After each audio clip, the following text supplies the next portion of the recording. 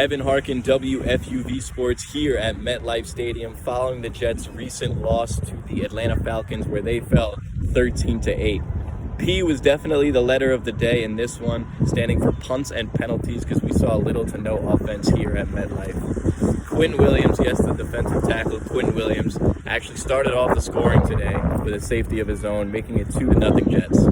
Unfortunately, on the Jets' next drive, Dalvin Cook fumbled near midfield, giving the ball back to the Falcons, where Michael Pruitt told the crowd, "This is Howie Pruitt catching the only touchdown of the day," making it 7-2 Falcons, coming from the arm of Desmond Ridder.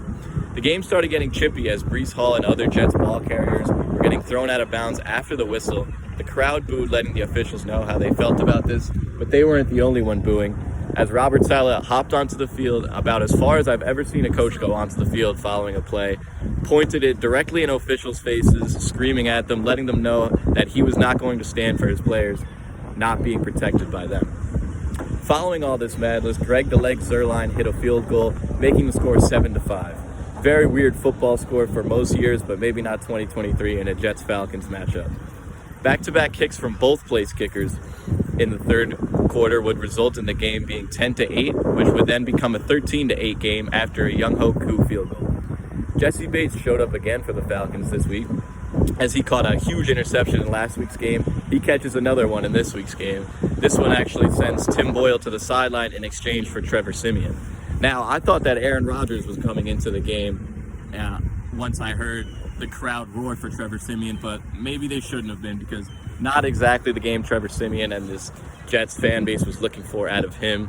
He ends up fumbling the ball with just over 2 minutes left on the clock, then gets another shot and has the ball back with under a minute left to play and a long way to go. Unfortunately, could not find his receiver on 4th and 17, resulting in a Jets loss and a lot of frustration from the Jets sideline.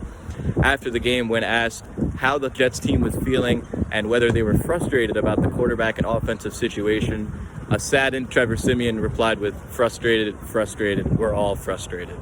A lot of frustration here from MetLife if you're a Jets fan, but still a lot of season left, and maybe Aaron Rodgers can even come back at some point, even though this loss greatly affected their playoff chase. From MetLife Stadium, I'm Evan Harkin, saying so long from WFUV Sports.